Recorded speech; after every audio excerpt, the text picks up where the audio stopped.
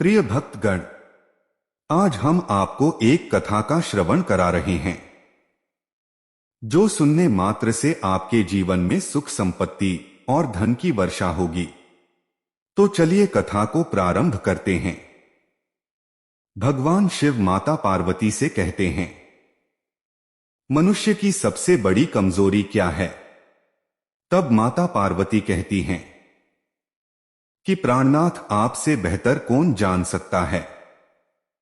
फिर भगवान शिव कहते हैं कि देवी बुद्धिमान, मनुष्य अक्सर अपनी बात कहानियों के माध्यम से कहा करते हैं, क्योंकि उन्हें पता होता है कि अगर किसी को सीख दी जा सकती है तो वह कहानियों के माध्यम से बहुत आसान तरीके से दी जा सकती है। अगर ऐसी ही कोई ज्ञान की बात करता है तो मनुष्य उतना ध्यान लगाकर नहीं सुनता जितना कि कहानी में सुन लेता है। तो ऐसी ही एक कहानी महात्मा बुद्ध का मैं सुनाने वाला हूं, जिसे सुनकर मनुष्य की सबसे बड़ी कमजोरी के बारे में पता लग जाएगा, जो मानव कल्याण के लिए भी जरूरी है। और आपका भी मन इस कहानी में लग जाएगा। लेकिन इसके लिए आपको इस कहानी को डोट आखिर तक सुनना पड़ेगा। इसलिए एकदम शांत मन में, क्योंकि ज्ञान शांत मन से ही सुना जा सकता है। अगर आप यह कहानी सुन रहे हैं तो पूरा सुने। इस कथा को आधा अधूरा छोड़कर जाने की गलती मत करिएगा, क्योंकि इस पवित्र कथा को पूरा सुनने से मनचाहा फल की प्राप्ति होगी। इसलिए इस कथा को पूरा सुने। आप शिव भक्त हैं तो भूले नाथ का अनादर ना करें।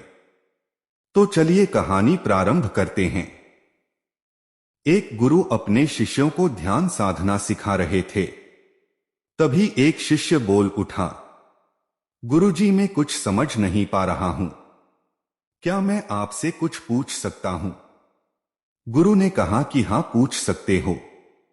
शिष्य ने कहा कि जब मैं पानी पीता हूं तो मेरी प्यास बुझ जाती है। क्या कोई भी पानी पीता है तो प्यास बुझ जाती है?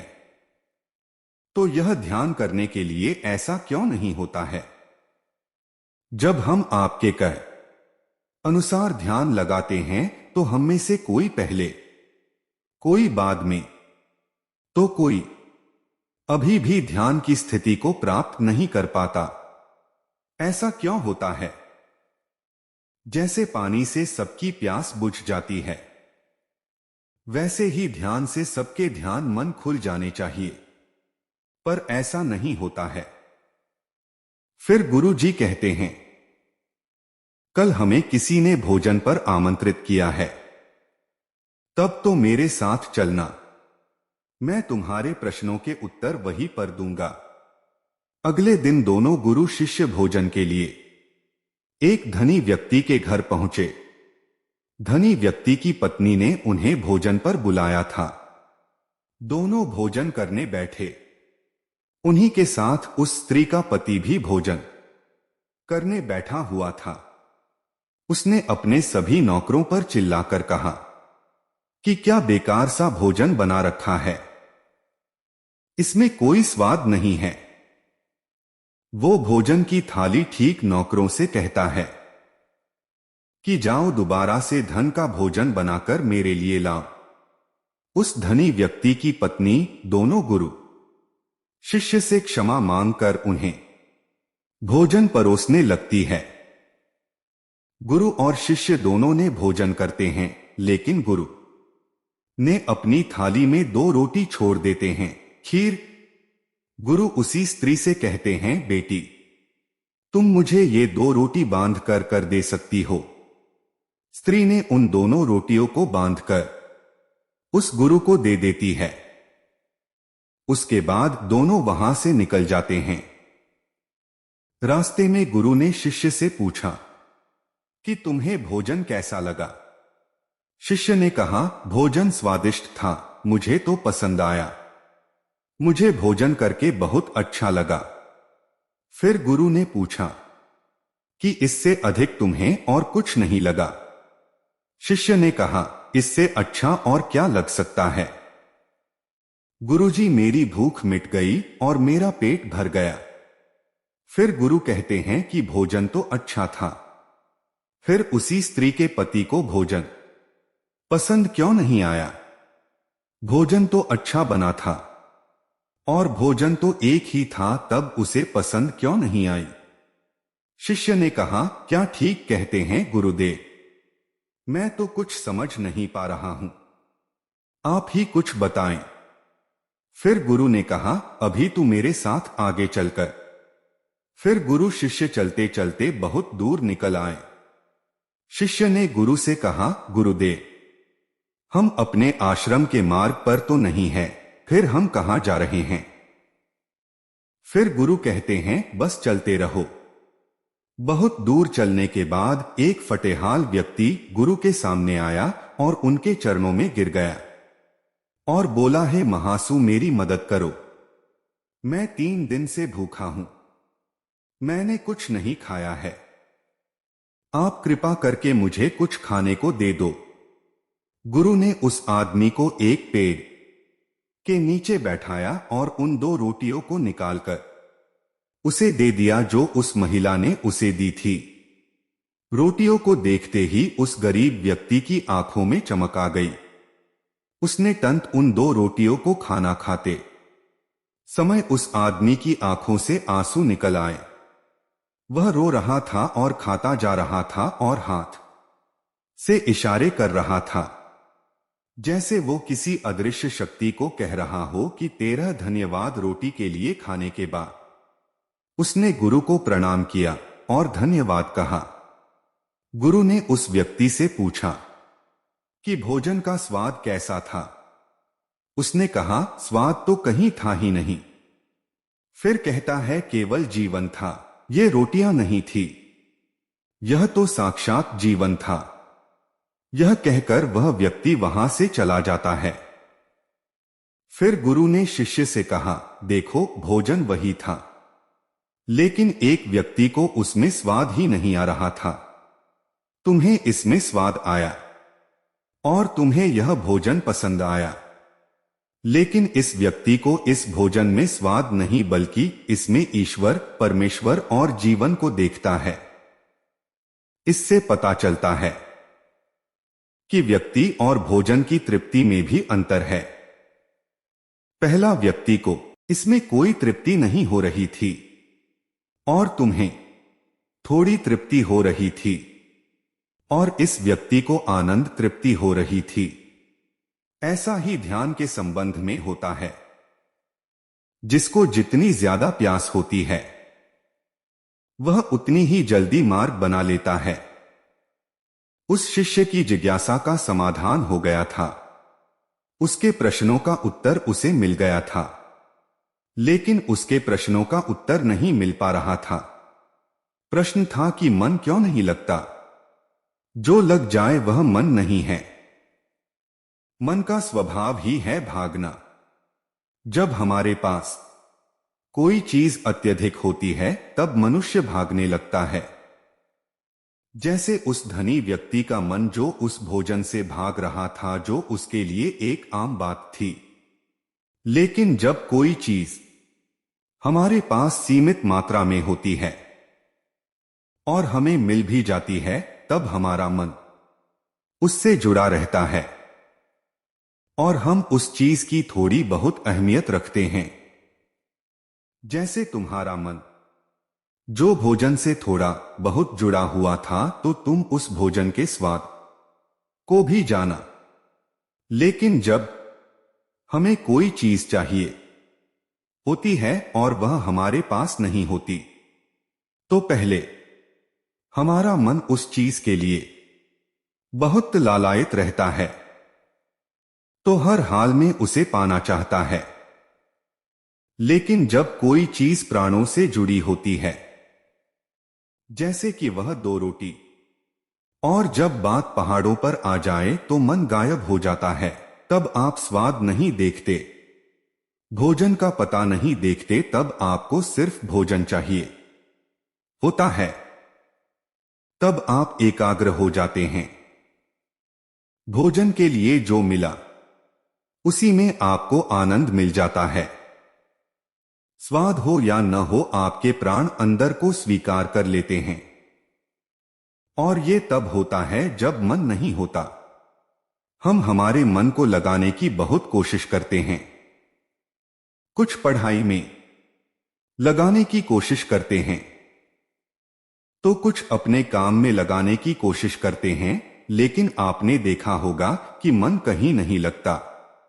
और ये मन भी नहीं सकता, क्योंकि इसका काम किसी चीज में लगना है ही नहीं, बल्कि इसका काम है आपको भागना इधर से उधर। एक चीज आपको मिली तो दूसरी चीज पर ले जाना, दूसरी चीज मिली तो तीसरी पर ले जाना।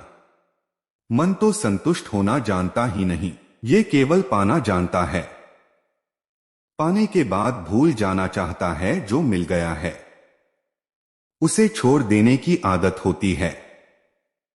जो छूट गया है उसे फिर से पा लेने की आदत मन की होती है। फिर गुरु उसे कहते हैं, अपनी जिंदगी के पिछले हिस्से को देखो और जानो कि क्या आपका मन कहीं लगा है, कहीं रुका है, या ये केवल आपको भीतर ही ले जा रहा है और तुम भाग रहे हैं। अब सवाल आता है कि अगर मन को था भागना और भगाना है, तो क्या जिंदगी भर संभालते ही रहेंगे? क्या हम कहीं नहीं रुकेंगे? ध्यान से देखें तो जिंदगी ऐसी ही है। जन्म से लेकर मृत्यु तक इंसान भागता ही रहता है, कभी किसी चीज के पीछे तो कभी दूसरी चीज के पीछे। लेकिन फिर भी कुछ इंसान अपवाद हो जाते हैं और वे ठहर जाते हैं, भागना बंद कर देते हैं। तब चीजें उनके पीछे भागने लगते हैं, वो किसी चीज के पीछे नहीं भागते हैं। इसका सबसे बड़ा उदाहरण है गौतम बुद्ध। हम आम लोग कैसे अपने जीवन में ठहराव ला सकते हैं? कैसे हम अपने जीवन में एकाग्रता ला सकते हैं? कैसे हम अपने जीवन में अपने मन को नियंत्रित कर सकते हैं? और इसका एक ही रास्ता है, और वो है ध्यान। मंधाता है ध्यान, ठहराव लाता है। मन लालच देता है, ध्यान लालच को देखने की दृष्टि देता है। मन कहता है दूसरी चीज को पकड़ ले, ध्यान कहता है जो मिला है उसे तो जान ले। ध्यान एकाग्रता लाता है, लेकिन ध्यान को लेकर भी हम भ्रमित रहते हैं। ध्यान का मतलब आंखें बंद करके बैठ जाने को ही समझ लेते हैं। एक छोटी बच्ची बहुत अच्छी बांसुरी बजा दी है, और जब बांसुरी बजा दी है तब उसके सुर में खो जाती है, तब उसको मन गायब हो जाता है। उसकी आत्मा उस बांसुरी की धुन में ही रम जाते हैं और वही उसका ध्यान बन जाता है। लेकिन ऐसा इसलिए होता है क्योंकि उस लड़की को उस बांसुरी में रस आता है, आनंद आता है। यही उसका स्वभाव है। वो वही करती है जो वो कर सकती है, जिसमें उसको आनंद आता है।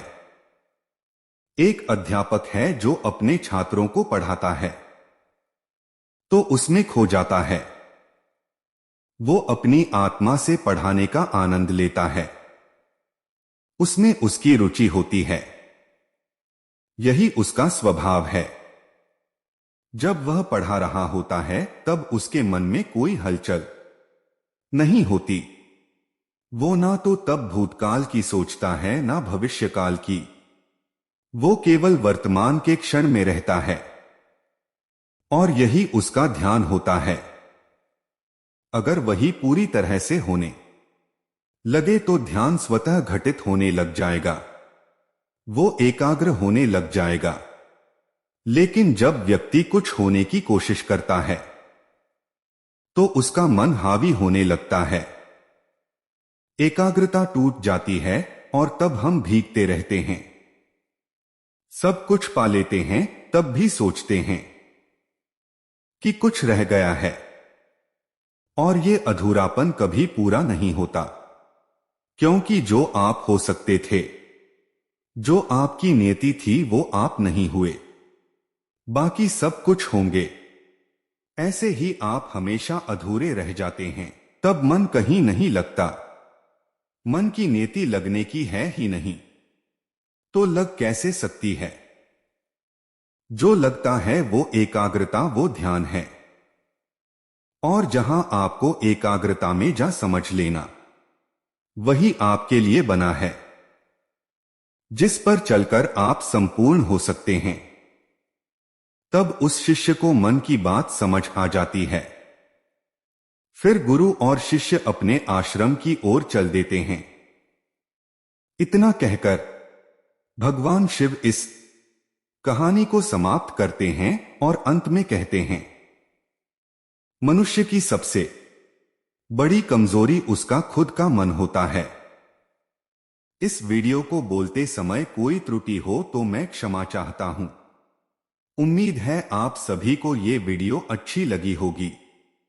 अगर आप शिव के सच्चे भक्त हैं तो चैनल को सब्सक्राइब और वीडियो को लाइक करके कमेंट में हर हर महादेव लिख दीजिए।